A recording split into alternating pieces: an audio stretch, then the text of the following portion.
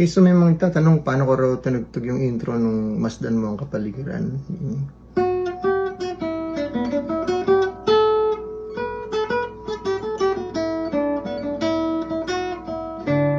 Ng solo guitar. May kasama na yung accompaniment doon.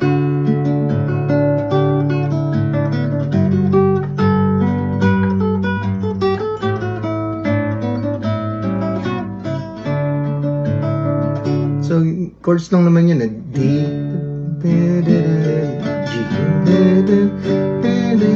tapos A. So, ginagawa ko lang, pinag-combine ko lang yung bass tsaka yung melody.